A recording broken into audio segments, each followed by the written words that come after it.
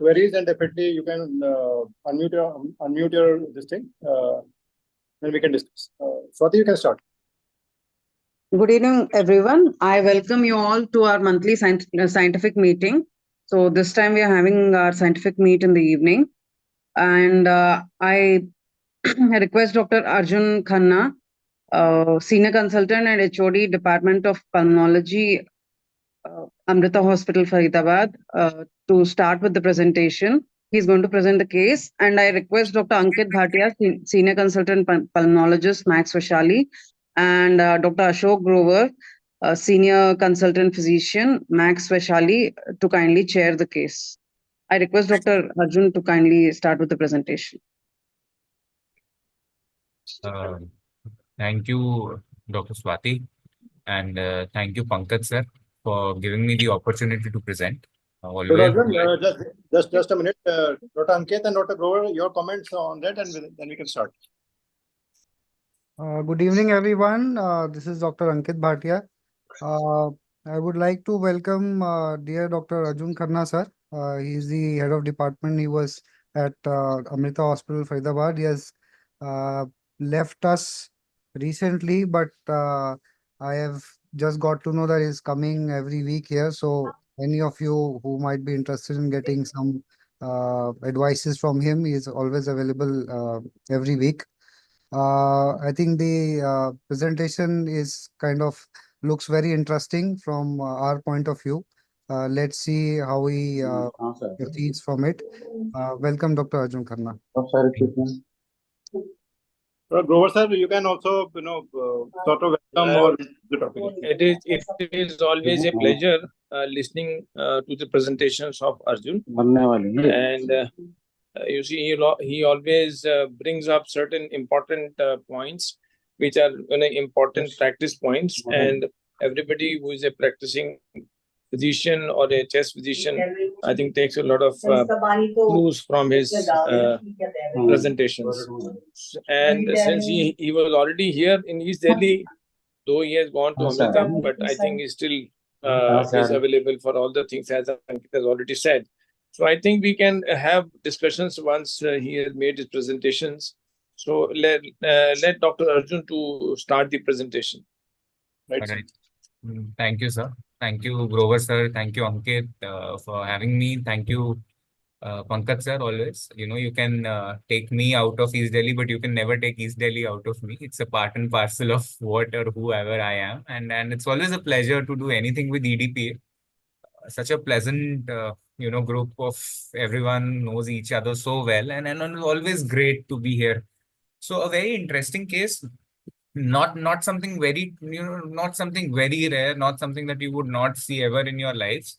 But it does give us a lot of insights to how, you should practice in today's era. What are the common mistakes that we do? And, how we fall into the traps that sometimes patients' parties set for us.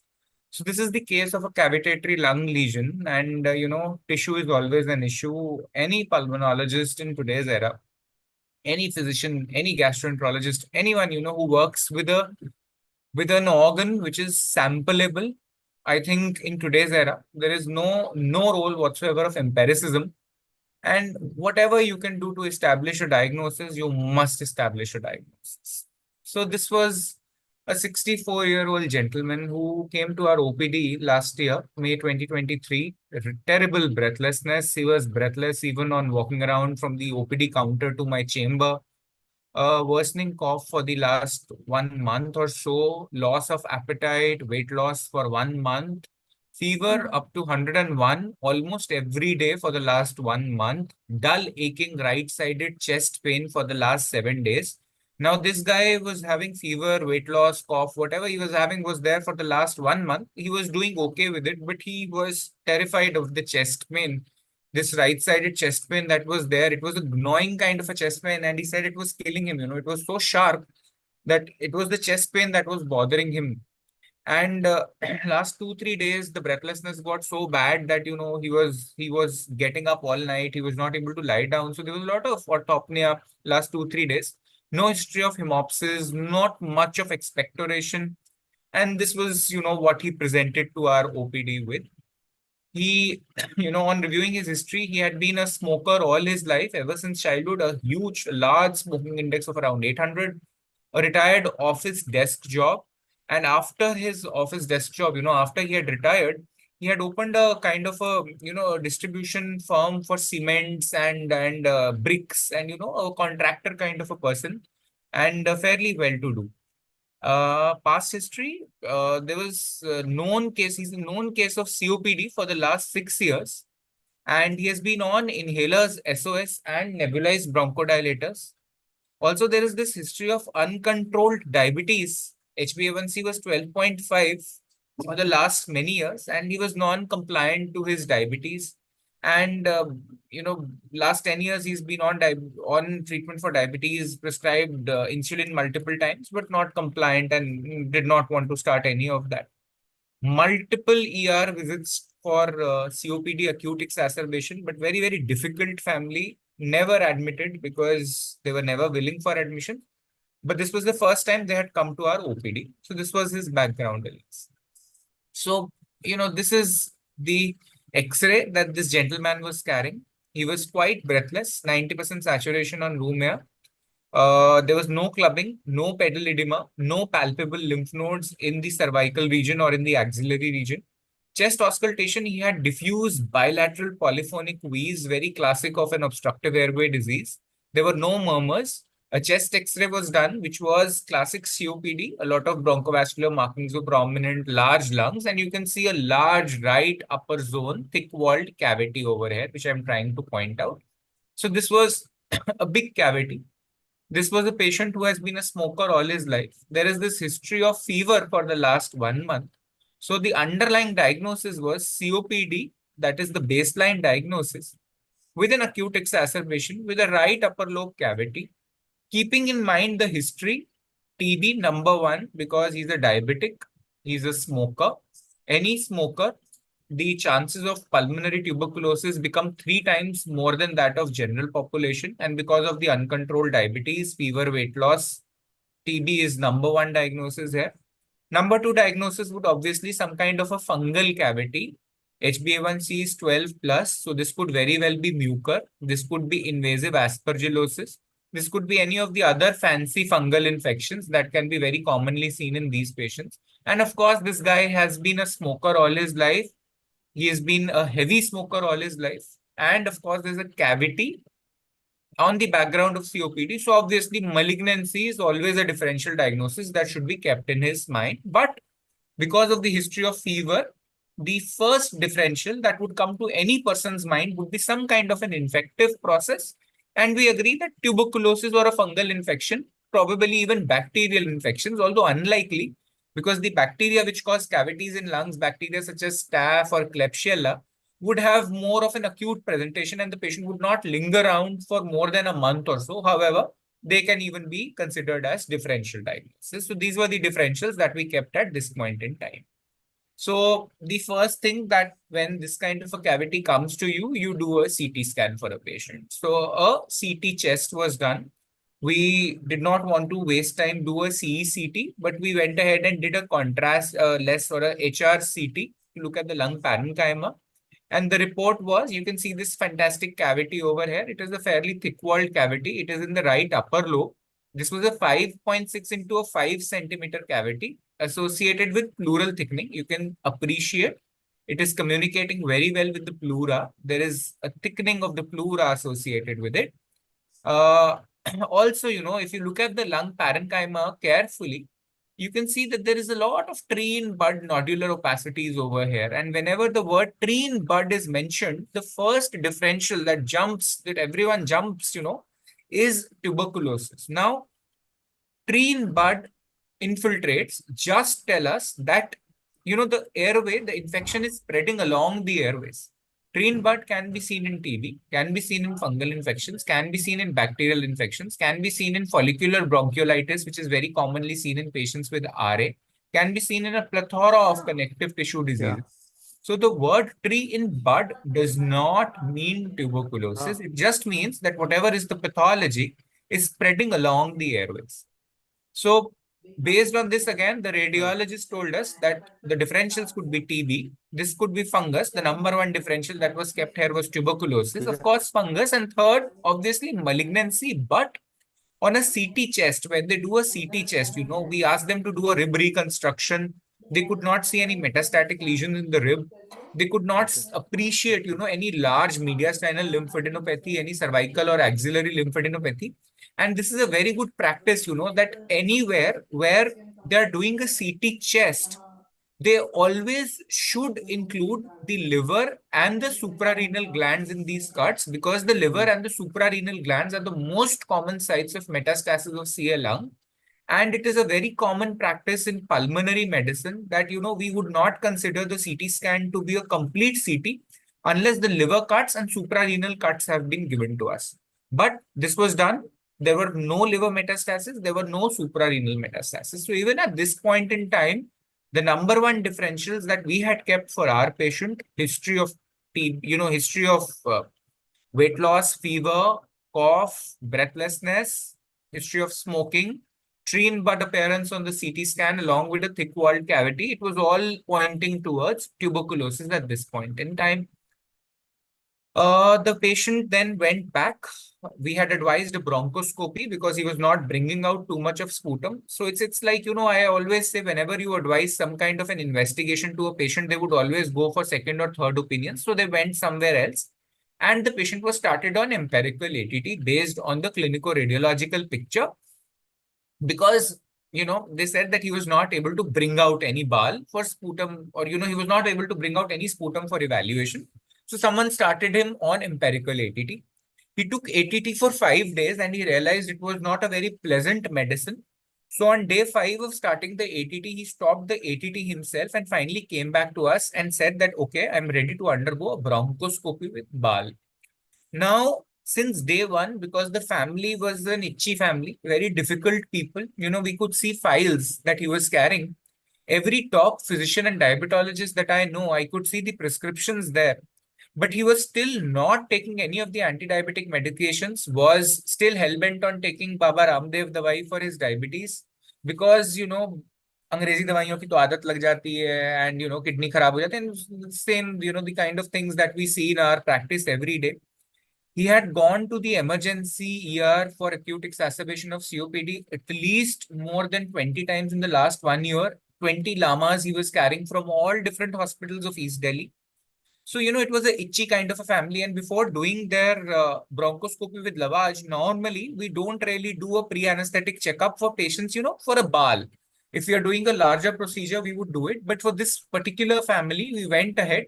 We got a proper, a pre-anesthetic checkup. And for difficult patients, there would be younger colleagues who are here today. I think this is something that should be done for any invasive procedure. Apart from the generic hospital consent, we also got a written consent in Hindi that, that they had been explained in their own language what are the consequences of doing a bronchoscopy. And they were very, very particular. We told them that we do a procedure which is known as a radial EBUS.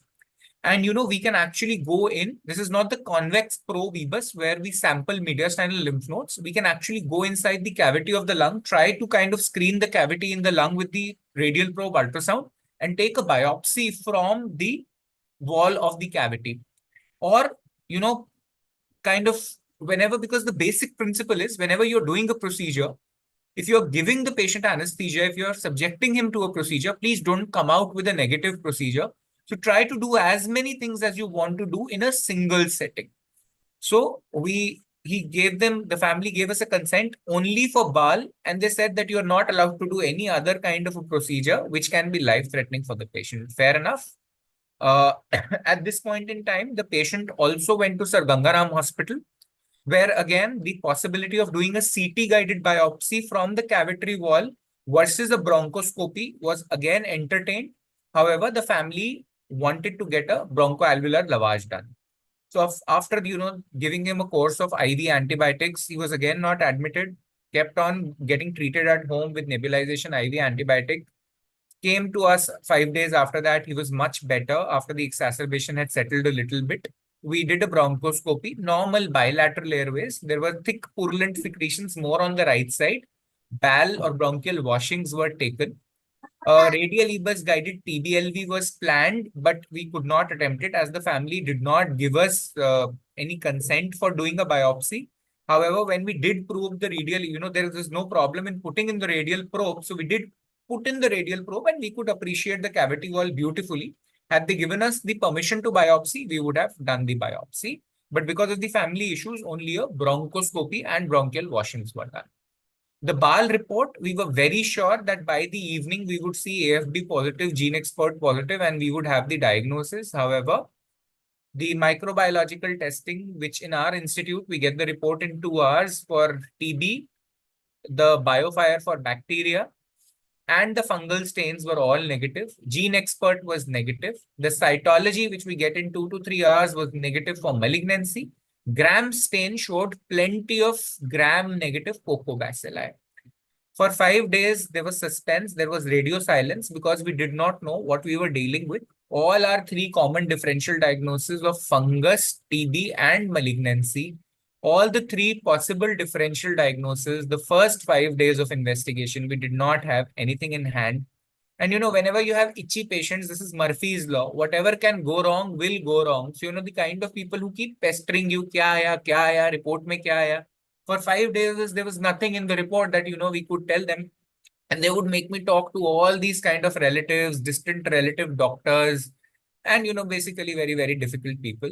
So after 5 days of suspense, finally, I get a call from the lab that the BAL has grown Burkholderia capacia, and the colony count is very high. So this was not a contaminant. This was actual Burkholderia capacia. And if you look at the antibiogram, classical Burkholderia capacia, which is family Pseudomonas, is typically seen sensitive, There is usually pan-sensitive to Septran and also amikacin. These are the 2 most common antibiotics which are used for the treatment of Burkholderia. However, both of them were resistant. There was intermediate sensitivity to cefoparazole sulbactam. Meropenem was sensitive. So we were surprised. We were not expecting Burkholderia. However, the patient did grow Burkholderia in this BAL. So Burkholderia capacia is an aerobic gram-negative bacillus. Remember, we saw on the gram stain a lot of cocobacilli. So these were all basically Burkholderia only. It is a low virulence organism. It is a frequent colonizer of fluids which are used in the hospital for irrigation solutions or as IV fluids, if you keep them very long. Very rarely it can cause infection in healthy hosts. Most commonly, it affects a diseased lung. So if there is a cavity to begin with, for example, if the patient has cystic fibrosis, the patient has bronchiectasis, the patient has some kind of an underlying cavity, the patient would develop Burkholderia on top of that. And obviously, the patient has to be immunocompromised. There are many reported cases of consolidation, cavitary lesions in immunocompetent people, in immunocompromised patients. And the most common first line of therapy is usually Septran, also ceftazidime, meropenem can be used. Alternatively, doxycycline, minocycline have all been reported in literature. So Burkholderia is not something that you see very, very commonly. However, because this was an immunocompromised patient, there was a cavity, there was fever, there was weight loss. So we went ahead according to our antibiogram and we started treating this patient with meropenem because the report was suggestive of meropenem. A very good thing in my hospital is that for all these kind of fancy patients, we get infectious diseases review. And I think any patient who's difficult, as many reviews as you get, as many views, as many people as can see them, it is always better.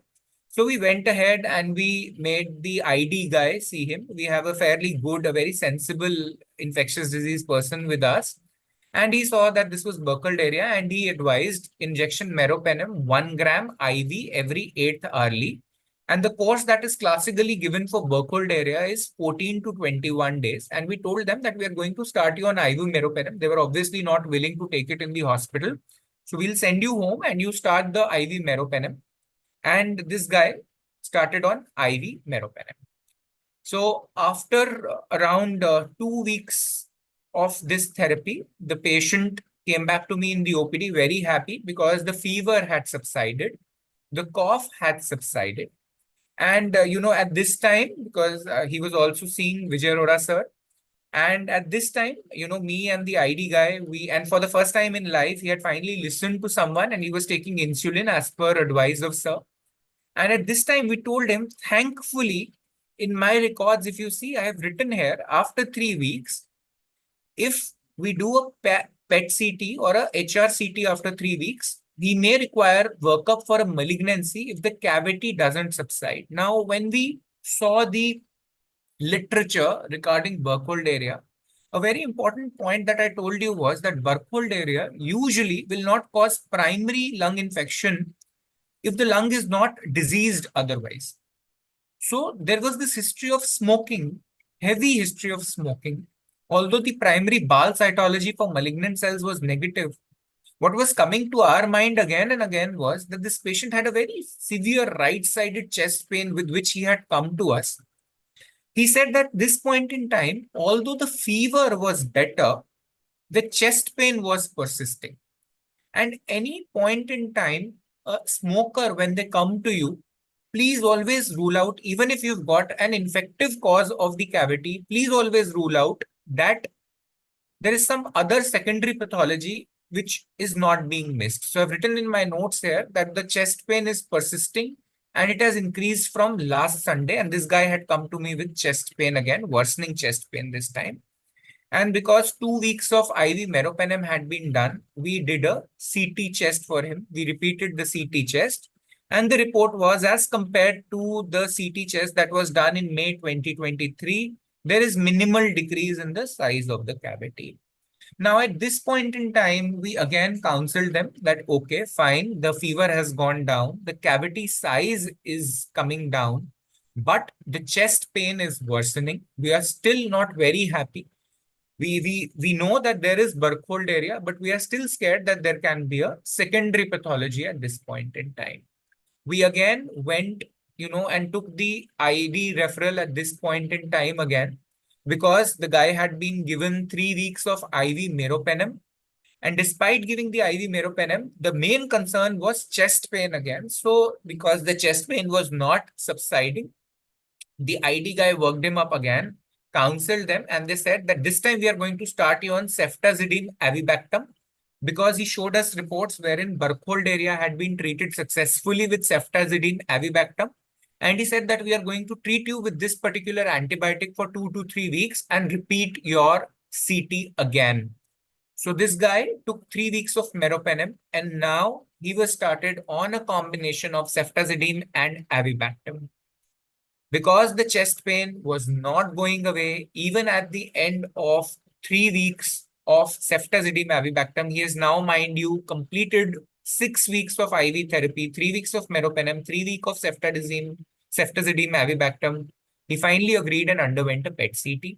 When we did a PET CT, there was an FDG avid SUV max was high, an irregular marginated thick-walled cavity in the right lung upper lobe. The size of the cavity has now increased. If you remember, it was 5 centimeters to begin with. It is now a 7 centimeter cavity. The prior size, it has gone up in size. There was a new hilar lymph node which had now come back.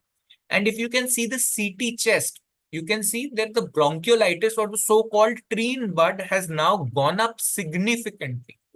Although we were attributing the tree in bud to infection, but even at 6 weeks of antibiotics, appropriate antibiotics, the tree in bud is still getting worse. The cavity wall has now thickened. What do you do at this point in time? Do you repeat a bronchoscopy for this patient? Do you CT guided chest biopsy for him? What do you do, an ultrasound guided biopsy for him from the cavity? What would you do ahead?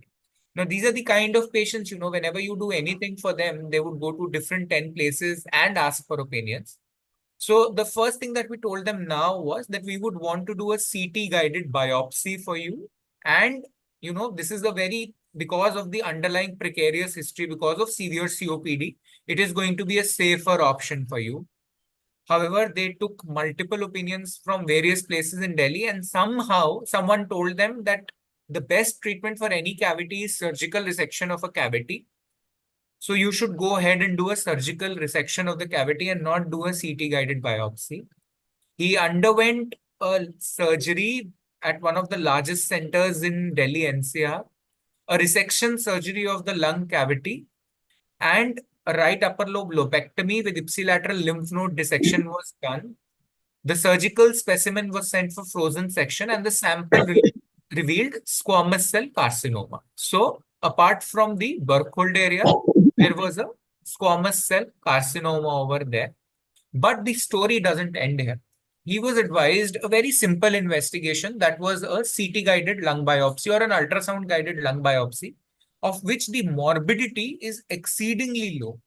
Unfortunately, this patient, who because of his other comorbidities, very severe COPD, was not a surgical candidate, was unfortunately exposed or offered a surgery which he was not a candidate for.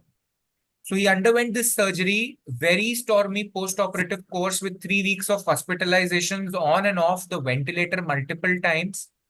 And then after 3 weeks, the attendants come back fighting to us as to why we did not do the biopsy of, the radial EBUS during the bronchoscopy that we first did around 2 months back.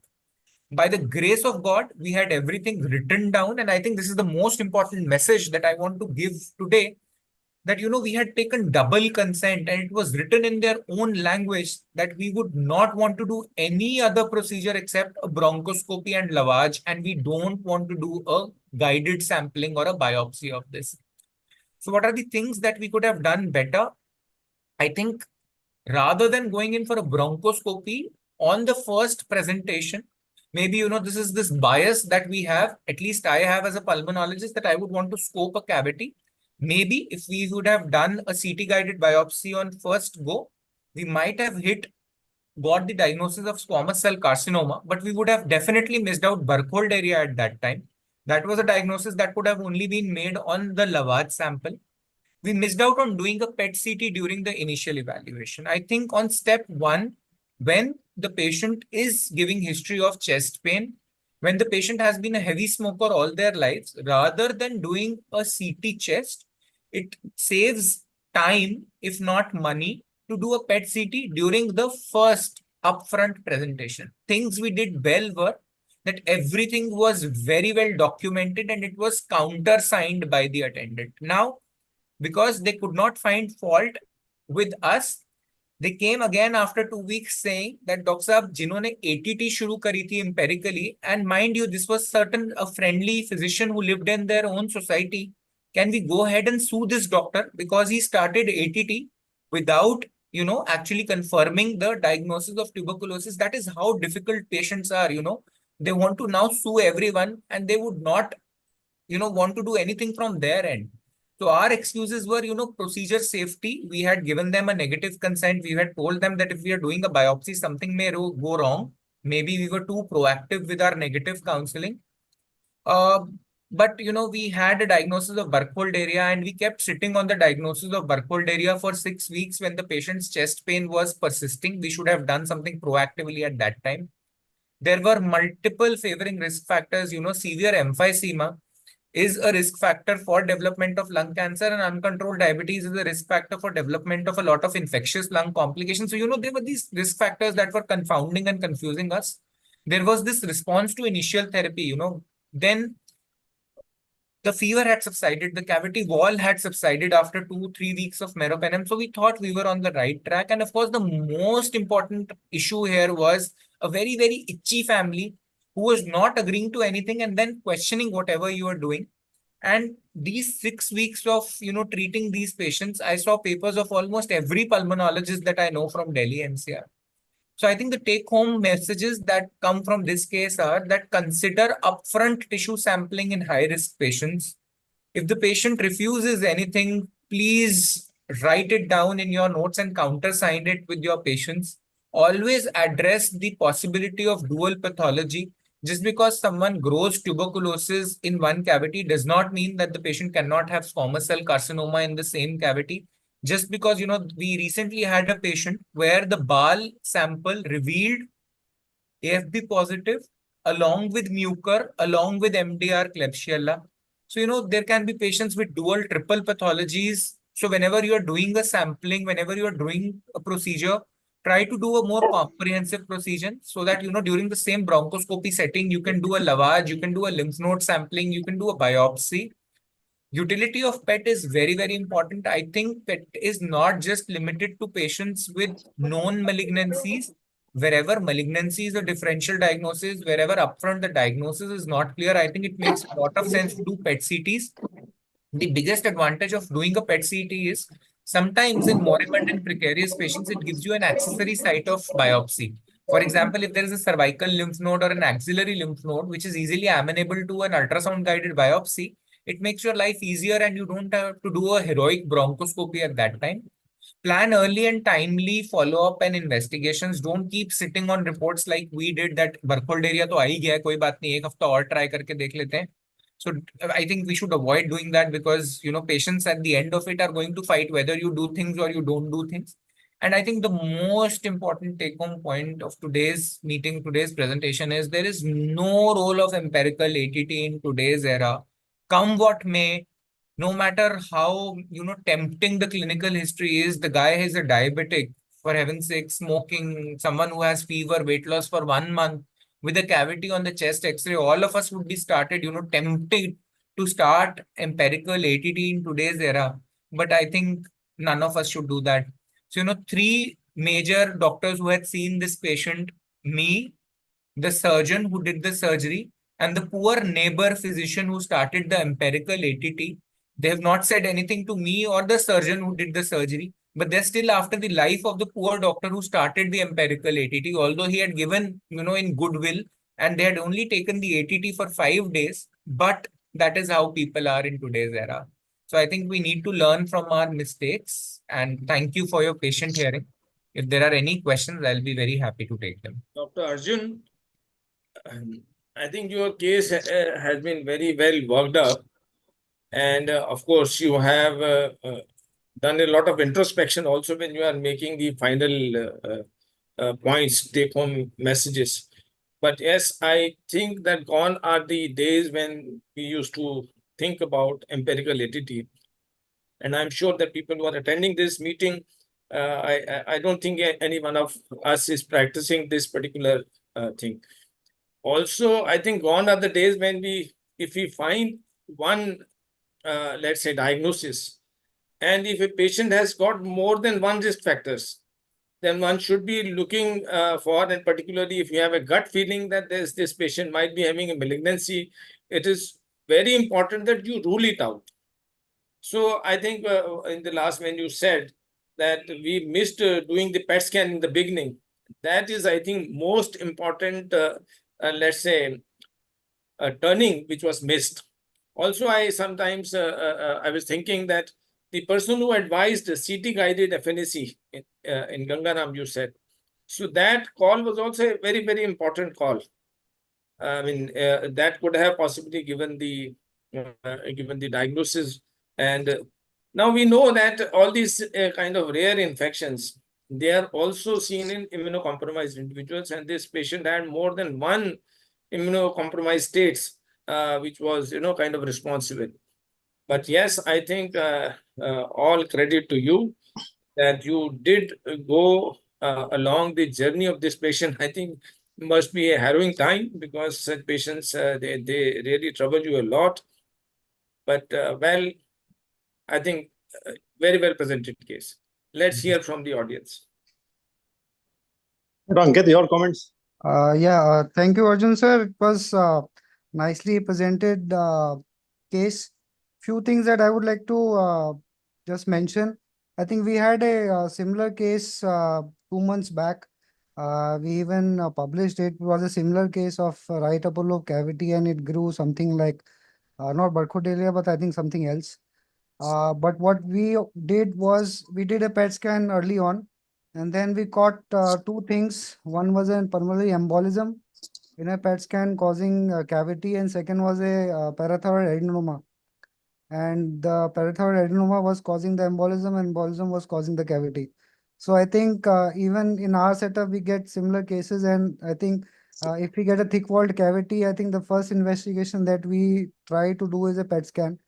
I think that is very important in today's times because all the medical legal aspects and stuff. So it's better to wait and get a PET scan rather than going directly inside. My second question is my second observation or question is how would that be feasible of doing a biopsy from a cavity? I think that would be a very risky proposition of doing a biopsy from the cavity through a bronchoscopy. Uh, I think you did the right thing of not doing a biopsy because if that would have bled, then he would have gone after you. So, third thing is that we have been noticing many times in East Delhi also that people have been starting ATT by drop of a hat. I think even in Pushpanjali and even in Max where we are working, I think we have stopped giving ATT and we have been even making the physicians stop ATT empirically. So I think it's better to prove tuberculosis or prove the diagnosis rather than starting ATT. So I think that is a very important point. Kudos to you for continuing with that case and presenting to us so beautifully. Thank you so much, sir. I think, Ankit, we stop more ADTs than giving it actually. Yes. It's become the other way around. So, Arjun, Dr. I think it's a Arjun, I very, think we have questions from the audience. yeah, Two sure. people have raised their hands. Yeah, sure. I I think they'll request mute I them. request Dr. Himanshu to unmute and ask the question. Good evening, sir. Hi, Himanshu. My question would be, how would a initial PET CT help us because the patient had burkholderia and an infection. So initial PET CT could have been cavitatory positive or even in the infection. How would you differentiate to consider a Sure. case of carcinoma or just an infection? Sure. So I think what happens is, Himanshu, that when you do a PET CT upfront, 2 or 3 things that it tells you is not just the lung cavity, it gives you an ancillary site also. For example, in this patient, although the initial CT chest did not tell us that there was a hilar lymphadenopathy, the PET CT showed us that there was a huge avid mediastinal hilar lymph node. And also, not in this case, but in a lot of cases, the kind of cavity wall that is there, the characteristic of the cavity wall along with metastasis. Sometimes, for example, this patient had a lot of chest pain. So the PET CT would tell you that there is bony erosion, there is bony involvement. So rather than sampling the lung tissue in such a precarious patient, you look for ancillary sites of diagnosis. To my mind, that is the biggest advantage of doing a PET CT in these patients. In heroic patients, in patients with these kind of precarious lung conditions, you want to not do a procedure as much as possible. And PET CT makes that easy. Also, if the PET CT tells you that the cavity wall is very thick and it is a PET avid cavity, you do a PET guided or a CT guided biopsy of the PET wall of the cavity. Sometimes that can give you the diagnosis. Now, in this case particularly, I think both the investigations were important. Biopsy of the cavity wall along with a bronchoscopy, because without a BAL, we would have never established the diagnosis of Burkholderia. And without a tissue diagnosis, you would never establish the diagnosis of a malignancy. So I think in this patient, both the investigations were important. But I think to save our skins, to be medico-legally safe, any thick-walled cavity in a patient who is a smoker, I think medico-legally, it makes absolute complete sense to do a PET CT upfront, keep your records clean and complete, at least advise it. Put it down in your records, even if the patient doesn't get it done, because someone or the other would get it done and they would come back to you saying, ki aapne kyun nahi karai thi? So I think that's the advantage of doing a PET CT in this patient. What is Arjun? What is your comment on this surgical intervention this patient underwent? If you were the deciding person, so would you have allowed? Never ever, sir. This patient was not a surgical candidate at all. Someone who has such severe emphysema, 20 lamas in last 1 year, someone who's not even able to lie down flat. And so the post-operative period was the one where he died actually.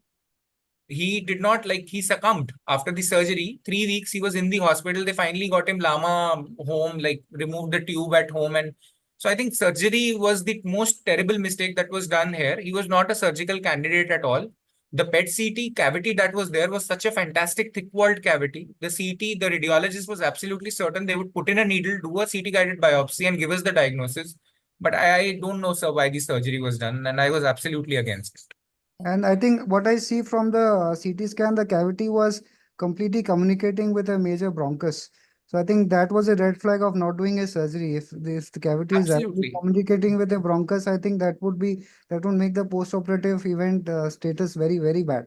I And think in such a precarious lung, someone who's so orthopnic, someone who's so dyspneic that they're not even able to lie down straight, why should you do some kind of a lobectomy in these patients? What are you trying to achieve with the surgery? I don't understand. तो I surgery think that was a terrible decision. Surgery कहाँ हुई थी पेट? So one of the largest hospital, a very large hospital in Gurgaon. अच्छा ठीक है ठीक है. Dr. Vinod also has a question, I think. हाँ हाँ. Vinod, Sir, please unmute and ask your question. Yeah, my question was actually the same as asked by Dr. Himanshu, that a PET CT upfront, would it be able to differentiate a malignancy from infective cause? But Dr. Arjun, I think, has adequately answered that question. Very well discussed case, I must add. Thank you, sir. Thank you, sir. I think the lab is also very important to catch up these infections, because sometimes you will not have a good lab, good microbiologist. Because in our center also we could pick up some of this Burkholderia and we just learned about it and just found very interesting. And you said it, it's not commensurate, it is not contaminated. The volume is too high. Right? So I think that's a lab is also important to picking these cases, and I can understand the agony that you must have gone and the patient must have gone with so many doctors and so many diagnoses. And the message is very clear that don't start it. Right. So Dr. Vijay sir, namaskar sir. Namaste ji. Arjun, I would like to share one patient, RA single. You must have seen. He was found to have atypical bacteria and then fungus, and later on when we got its PET CT done, and he was found to have malignancy in the right lobe. That was having the same cavitary lesion. Yes, sir. Arjun? हाँ जी sir. RA single एक patient थे ना हमारे, RA single, Ram अवतार single. हाँ जी sir. Which was sent to you for an expert opinion, and he was the patient. He presented with similar cavitary lesion, and on bronch and everything there was some fungal lesion. And later on, when PET CT was done, and that was not resolving by any of the antimicrobials and antifungal. Yes, sir. Yes, sir. Later Yes, on, sir. Yes, sir. yes. And Yes, then sir. PET CT was done, and PET CT showed that it is a malignant mass. When then you Sir, we had advised again in that patient also. What was advised was a CT guided biopsy, but unfortunately he also underwent a surgery. Same surgery. And he also succumbed post-operatively. Yeah, he expired. After that he had around 14 radiotherapy, and then he ultimately expired.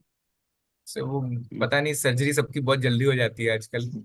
Biopsy से पहले surgery हो जाती है, तो surgery and biopsy are both done in the same setting. Specimen, yeah. So Dr. Arjun, हमने बड़ा अच्छा किया डिस्कस किया. Tissue is an issue definitely, and Yes. You are right that most of the people are actually starting EDT. मतलब कैसे start करते हैं इसको, because sometimes you are tend to start the thing and seeing that नहीं ये तो tuberculosis ही है इसको. So मैंने शायद एक केस डिस्कस किया था अपने ग्रुप में. One young patient came to me with joint pains, right? तो joint pains किया उसका, फिर उसका ANA became positive, right? तो हमने सोचा कुछ spot immune type का होगा इसको. So we just referred to this thing rheumatologist. तो उन्होंने कुछ चेक किया लेकिन कुछ उन्हें खास मिला नहीं उसको. तो उन्होंने एम्पेरिकली उसको स्टेरॉइड दे दिया उसको और कह रहा है ये सब ठीक हो जाएगा, कुछ ऑटोइम्यून तुम्हें कुछ जॉइंट पेन चल रहा है तुमको. Then after he developed fever, और फीवर के बाद उसको कफ शुरू हो गया उसको. So he just referred this patient back to me कि बॉस को फीवर हो रहा है, कफ हो रहा है, देख लो क्या करना है, कुछ लंग में तो कुछ इन्फेक्शन तो नहीं है उसको.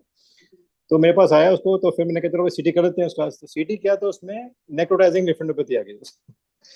अब नेक्रोटाइजिंग लिम्फेडेनोपैथी लेके कोई पेशेंट अगर आएगा और वहाँ पे अगर फैसिलिटी अवेलेबल नहीं है, just poor physician like us, sometimes we are okay यार, इसमें नेक्रोटाइजिंग लिम्फेडेनोपैथी है तो इसमें एटीटी शो कर दो उसको, and sometimes patient got better. तो हमने कहा भाई एटीटी शो नहीं करूंगा मैं इसके, आई नीड अ टिश्यू. तो फिर हमने उसको रेफर किया उसको पल्मोनोलॉजिस्ट को. उसने बायोप्सी करी उसको, जिस ईबस किया, उसमें ईबस में हो जाएगा नॉन नेक्रोटाइजिंग, उसको ग्रेनुलोमा आ गया. एंड वी डिस्कस अबाउट के एस करना नहीं करना है उसमें. उसका एस भी नॉर्मल था उसका, उस पेशेंट का. तो मैंने कहा भाई ये तो लग रहा है sarcoid है, sarcoid में Na could be positive, the patient may have multiple joint pains. So we have started steroids in a usual dose. जो rheumatologist ने dose शुरू की थी वो कम, मतलब it's not a usual dose actually. So we have started with the milligram per kg body weight, 1 milligram per kg body weight, and after 2 weeks the joint pains went gone, और cough went gone, fever went gone, और patient एक महीने बाद बोलता है sir आपने मुझे बचा लिया. So I think this is the way that how we should go. We should not hurry up in starting ADT in those patients. Actually, you have a tissue. Though the CT was showing this necrotizing this thing, but ultimately biopsy showed it is non-necrotizing granuloma favoring sarcoidosis. Though AS level was normal. So Arjun was telling us that doing AS in a patient is not actually helpful to the patient. Yes. AS may be high, AS may be normal in those patients. So it has gone it has gone the things are past. That don't rely on that lab values. Go for a tissue. You have to take a tissue and you make a diagnosis. But I think Pankaj, yeah. Pankaj, this one one thing which is I'm struggling. This one patient, and that patient is having hypercalcemia. She came to me in February with hypercalcemia, calcium of 15. Yes. And she could not afford admission in Max Hospital.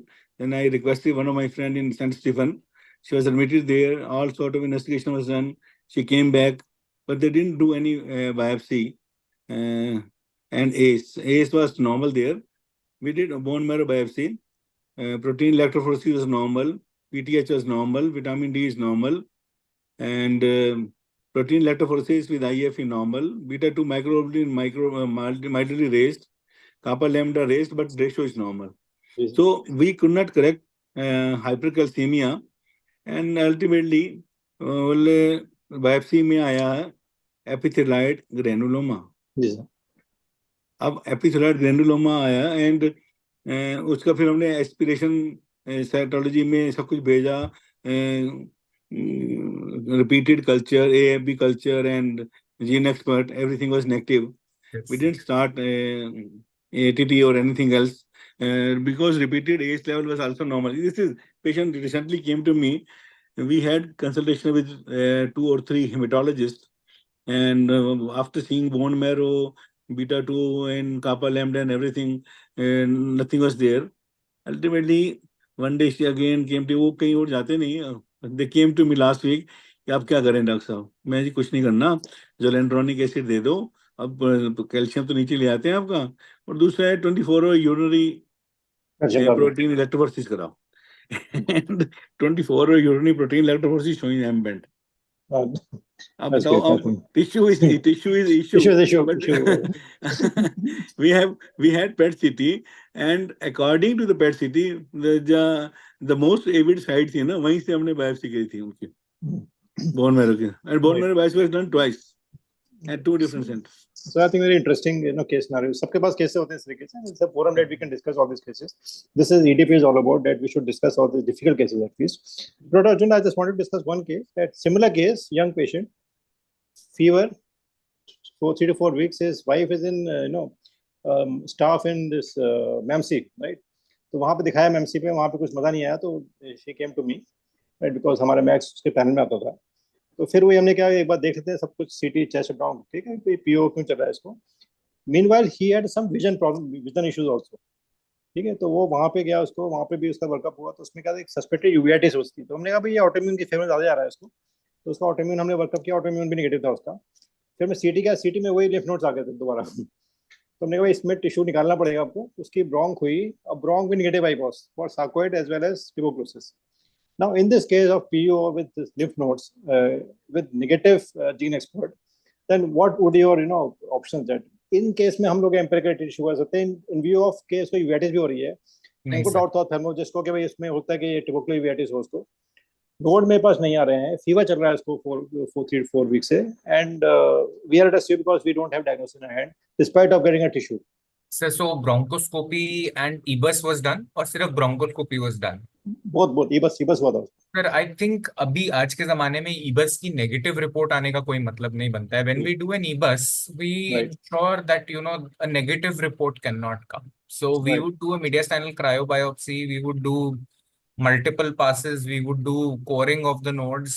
So I think sir negative report तब आती है e-bus की जब आपने pathologist से case discuss नहीं किया है. So because these diagnoses, these lab tests are so vital that, whenever we do an EBUS, before the sample reaches the lab, the pathologist has to be, it is our responsibility, it is our moral duty to make the pathologist understand कि भैया ये patient का sample आ रहा है, 1 लाख रुपए का test है, और ये ऐसा test नहीं है lab. This is not a blood sample that you can repeat 5 times. We need a diagnosis, and the onus lies both on the pulmonologist who is doing the EBUS and the pathologist. They have to give an answer, sir. Now, sir, this is not like 15 years back when we were studying, तब EBUS negative reports आती थी. अभी labs कुछ भी बोलती रहे, studies कुछ भी बोलती रहे, that the sensitivity is 90%, 95%. In a private setup, the sensitivity and specificity of 100%. EBUS is 100%. 100%. It has to be 100%. So if the EBUS has come out to be negative, there is something wrong with the EBUS procedure, sir. Right. In this case, unfortunately, the best way out would be, अगर patient PET, मतलब अगर affording, in the sense if the patient doesn't want to undergo a bronchoscopy again, maybe do a PET CT. और अगर PET में आपको कहीं पे कोई और lymph node मिल जाता है, cervical, axillary, which is amenable to biopsy, again do a biopsy and not an FNAC. And sir, one more thing, अभी जो भी CT guided, जैसे बहुत common presentation ना cervical lymphadenopathy OPD में जो हम लोगों के पास आता है, so we see an FNAC being done suggestive of necrotizing granulomatous inflammation or caseating necrosis. Start the patient on ATT. One of the very important points is that gene expert is validated in patients who have lymph nodes. So I think, sir, जब भी हम lymph node का workup कर रहे हैं, 2 या 3 बहुत important messages हैं. सब में AFB stain जरूर भेजें, lymph node में gene expert का sample जरूर भेजें, और lymph node का जब भी sample ले रहे हैं उसको 2 parts में divide करें. एक part saline में डाल दें TB culture और gene expert के लिए, दूसरा part formalin में डालें. And since we are, subjecting the patient to an invasive procedure, we are putting in a needle. Please get an FNAB done, a fine needle aspiration biopsy. The amount of trauma that is going to be caused to the patient is the same, 1 prick. So in today's era, there is no role of an FNAC in a cervical lymphadenopathy. Also, around 5 to 7 years back, the proportion of primary de novo MDR tuberculosis presenting as only cervical lymphadenopathy was 3%. Now, INH resistance in cervical lymphadenopathy, mono resistance in Delhi NCR is as high as 7%. So I think any patient who comes to us with a cervical lymphadenopathy, rather than just putting in a needle and वो एक cervical, necrotizing lymphadenitis का diagnosis देके ATT देना, I think gene expert and TB culture is an absolute must, because TB lymph nodes are immune phenomena. 5 महीने ATT देने के बाद TB lymph node subside हो जाएगा, लेफ्ट साइड का राइट पे आ जाएगा, या एक्सिला में आ जाएगा, या चेस्ट के अंदर आ जाएगा. And at that point in time, you are confused whether we were dealing with drug-resistant TB. What is happening to the patient now? So I think any lymph node which is being sampled, a gene expert must be done. Gene expert is validated in sputum, BAL, lymph node sample, and CSF. So these few samples, gene expert must be done. I think I fully agree with what you are saying. Now, lymph node tuberculosis we see very often, and all the sampling which you are mentioning is mandatory. I want to share a case. This boy, he had lymph node tuberculosis, and he was treated 2 years back, and he was treated in the government hospital. Now, the person who was treating him, he stopped the medication at 6 months because he found that the lymph nodes had resolved. So what is your take on this, that lymph node tuberculosis also should receive 6 months of ATT, or do you think there may be some modification in that beyond your recommendation? The most tricky tuberculosis to treat is lymph node tuberculosis, sir, because I think in a lot of patients, it is not the TB which is causing it, it's the immune phenomena. So you would see a lot of patients wherein you give 6 months of ATT, the primary lymph node goes away beautifully. The patient would spurt a lymph node on the opposite side or in the axilla or somewhere else in the body after 6 months or 1 year. So in a lot of patients, that is just the immune system flaring up. It's kind of an iris-like of a reaction.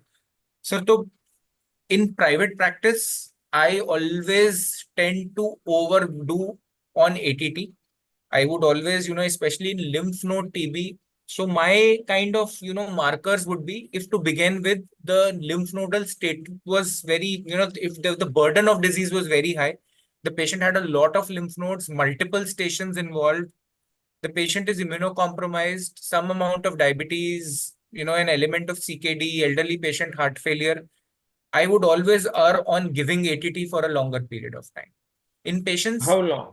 How long? At least 9 months, sir. I've worked with Dr. S.K. Sharma, जो AIMS वाले थे, जो TB पे, who. So I have seen him treating lymph node TB for 2 years. He would keep on getting, patients under the projects. He would keep getting PET CTs every 6 months. I'm not saying one needs to do that. And he would keep treating these patients till the PET CTs became negative. That is one extreme way of doing it, but that's not recommended. Well, in this particular patient I'm referring to, so this patient, he stopped the ATT after 6 months or so. And then after maybe another 6 months, he came for some other illness, and then he showed me the papers and said, this is what has happened. I pointed out, I said, it's a little early, the treatment has been stopped. But anyway, if you are fine and the doctor decided, so let it be, because already 6 months had elapsed. Now the patient has come 2 months back. So he started with some tonsillar infection, and 10 days later, he developed a big cold abscess here. The AFB was positive, and as you said here, and I suspected that he has either a relapse or whatever. So I ordered just 1 second. Let me put the charger. It's going back. Just 1 second. नमस्कार doctor सुता sir, नमस्कार sir, कैसे हैं आप? Sir दिन पे smart हो जा रहे हैं.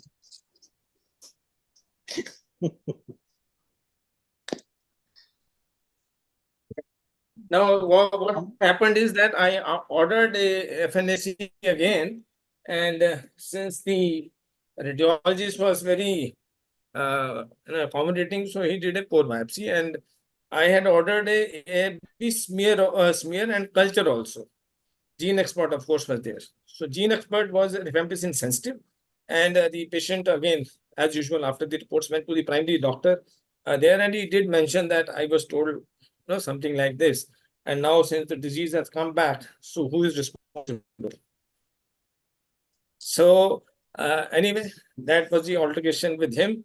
So he came back here, because when they wanted to do the biopsy FNAC in that setup, common setup, so it was not very comfortable. So in Max, so it's fine. So he came here, he said, I'll get the test done. And despite my mentioning the AFB culture, somehow the sample was not sent.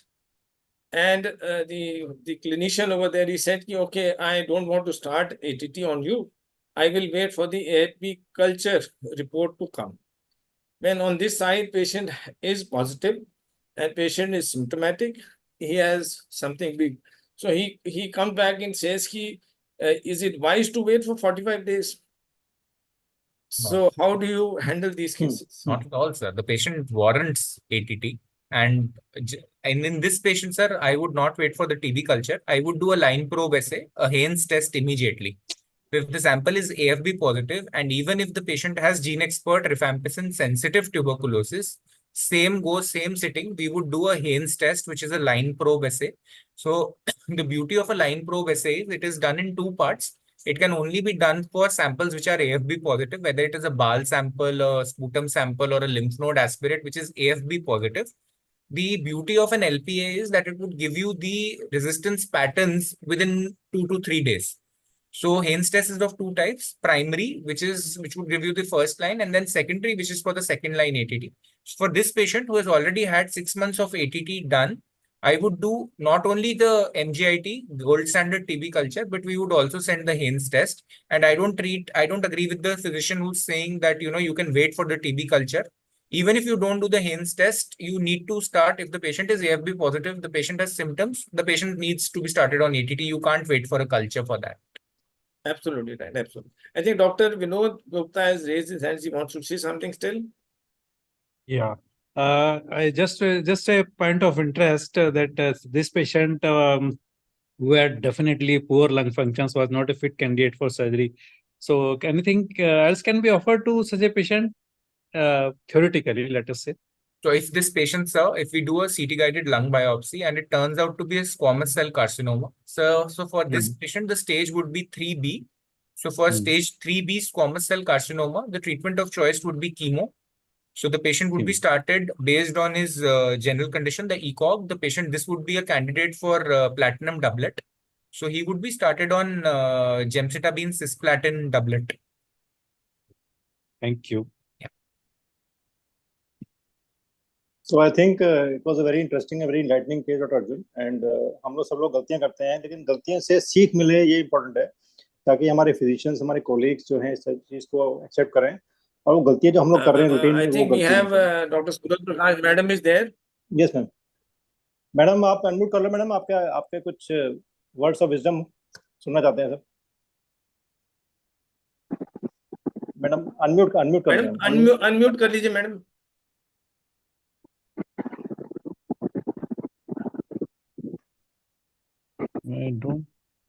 Mute button होगा madam, unmute कर लीजिए ma'am.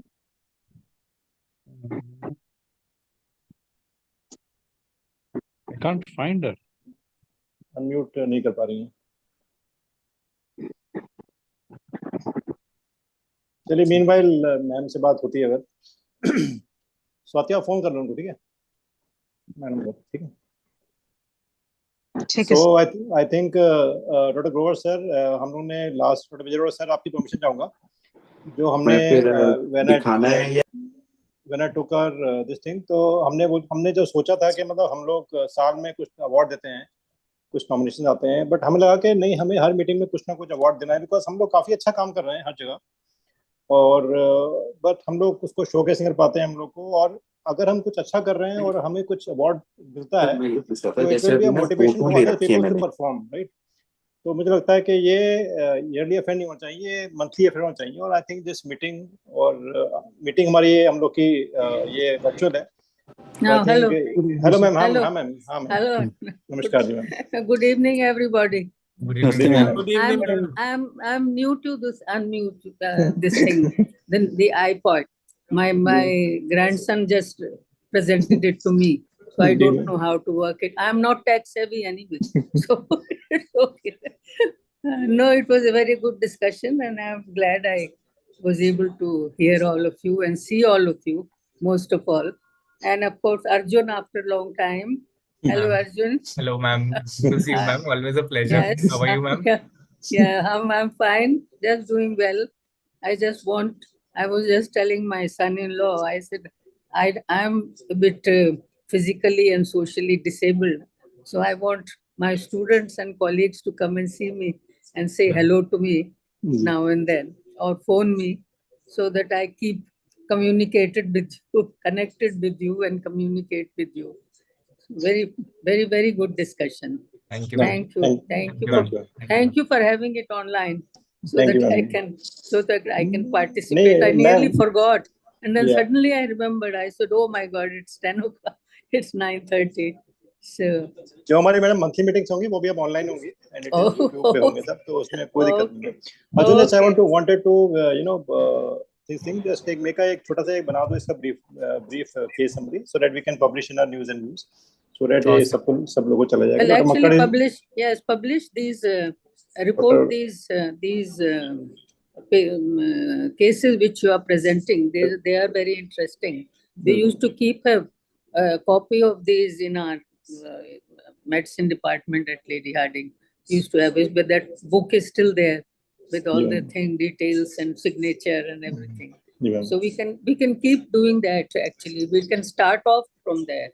Arjun can give the presentation summary and all, and we can keep it will be a good. I think it's a good idea. Right. So हम लोग उसको करेंगे present and उसको फिर publish भी करेंगे. So meanwhile इस महीने का जो हमारा जो EDPA चैंपियन अवार्ड है हमारा, तो वो जाता है none other than doctor S के गुप्ता सर को, and I think I want everybody to clap for him.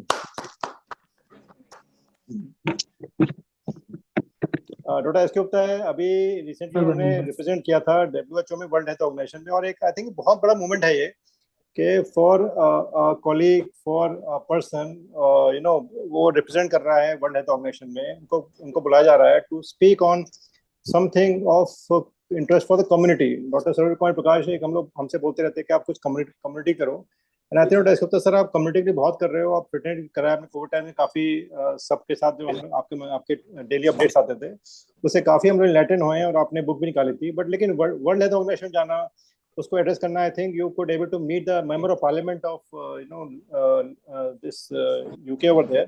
So I think it's a great achievement and we are sir very proud of you and this award goes to you and हम sir आपसे थोड़ा सा समझना चाहेंगे your experience of this outing of this important event sir. Yes Sutta sir.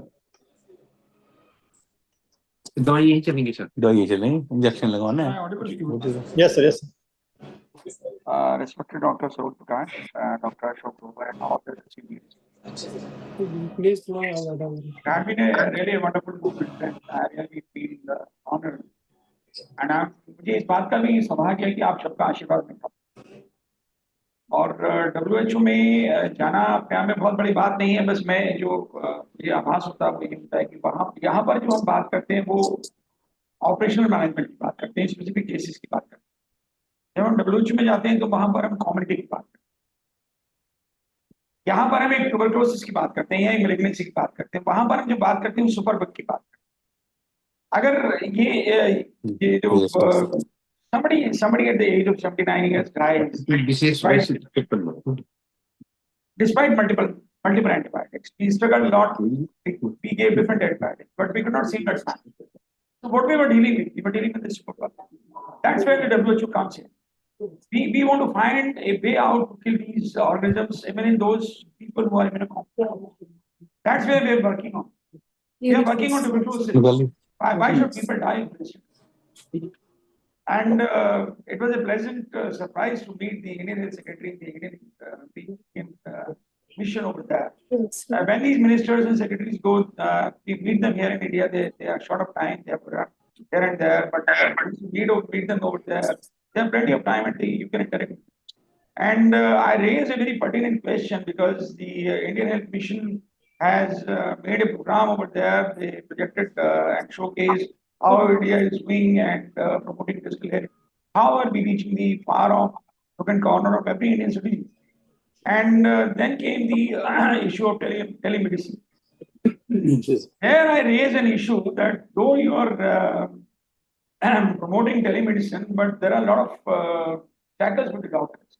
You don't want us to prescribe the antibiotics, we can't prescribe the tranquilizers, we can't give steroids, and there are some penalties for this. And in case you continue with these, go with these rules, then this may not be very successful and we are going scared.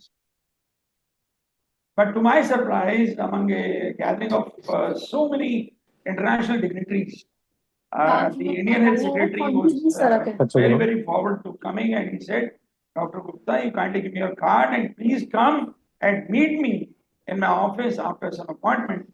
And I'm going to address all these issues so that we can make the telemedicine more and more people friendly. And most of the doctors, whatever their issues are, we can really sort them out. That was one great thing.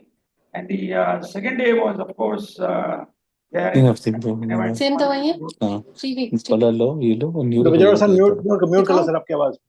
ठीक है sir, thank you. Second day was the Geneva Intercontinental Hotel. Geneva Intercontinental Hotel is one of the hotels in the world where the President of the United States and all other top dignitaries they address this conference. There we talked about the global global diabetes compact. How can we reach these goals as they have?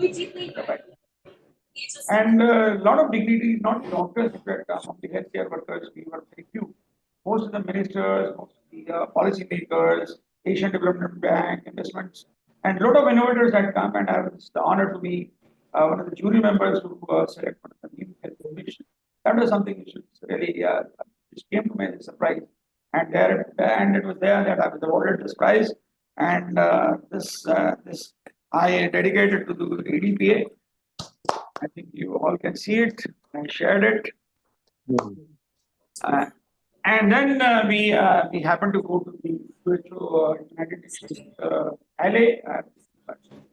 Sir एक बार दोबारा दिखा दो sir.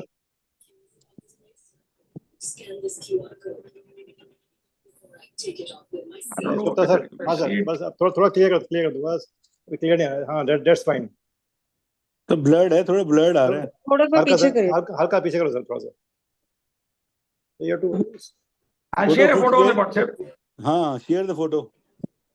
I shared also, I थोड़ा believe. पीछे करो, पीछे करो, पीछे करो। That's fine. That's That fine. is fine. That is fine. That's fine. Okay, ठीक, बहुत बढ़िया। So many congratulations. Pankaj ji. जी सर। पंकज जी सर। ये बुलेटिन में भी डलवा देना। हाँ सर, सब डालेंगे sir bulletin sir. Doctor Gupta sir, एक छोटा सा राइटअप देना आपको, मतलब your this journey to WS World Health Organization. And there were a lot of hiccups also. I missed my flight to Stockholm. And then I somehow reached the Oslo. अच्छा। And there I met my friend. And he took me to the Parliament of Oslo, which was a thrilling experience. I never thought that this missing flight might be something which might come. Doctor S के गुप्ता जी। जी sir बताइए sir. Gupta. हाँ sir, सुन रहे, बताइए sir. सुनिए ना doctor S के गुप्ता। सुन रहे सर। सर ऐसा है, ये आपकी सारी कहानी आप अपने EDP मेंबर को घर पे बुला के चाय पे फिर बताइएगा। That will be better, sir. Everybody. maybe चाय पर पिला दे। I wish I could take the whole EDP to the. You can come and have tea with me. Oh, चलो ठीक है ma'am. You can all come and have tea with me. Yes, ma'am. So I think it's a wonderful experience, Dr. Gupta sir, and I think one should feel proud of you as a member, as a colleague, and very learned person. We've gone to such place where the health issues of the world has been discussed, right? Not of country or the world, the issues, the policies have been discussed, and I think you have taken this thing of diabetes also, that diabetes issues also. We're proud of him. Thank you. Yes, ma'am. And thank you, EDPA, and I really remember those days when we had EDPA gave a platform. All learn together. Thank you, sir. तो sir छोटा सा write up देना sir, हम लोग उसको अपने news and views में इसको छाप लेंगे इसको, ठीक है sir, with the caption of EDPA Champion Award. I think Dr. Swati, you can conclude the meeting and just invite to the 20th July for this our midterm conference, so that we can have a very good learning experience. Swati, are you doing next month clinical meeting? 10th July, sir. 10th July. You will be doing, no? Yeah. Yes, sir. Yes. Thank you. Thank you, sir. Thank you, Dr. Arjun. That was a really wonderful discussion. I think there was a wholehearted participation, and I think there were a few questions in the chat also. So I think we've learned a lot from this particular case presentation. Thank you, Dr. Grover, sir, and thank you, Dr. Ankit, for your valuable inputs. And as Dr. Pankaj already mentioned, we have our upcoming MidCon on 28th of July. I request all of you who have not yet registered to kindly register for the conference. As previously discussed in our meetings, it is complimentary for EDPA members. So I think we can conclude the meeting here. This meeting has been recorded and it will be there in YouTube channel, so that anybody who misses could see this proceedings on YouTube channel. So thank you everyone for joining, and we'll be doing these activities. And Dr. Gupta sir, I'll need your help in celebrating this this International Yuva Day as well, or 21st of June. Okay, thank you. everyone. Good night. Thank you, everyone. Good night, everybody. Good night.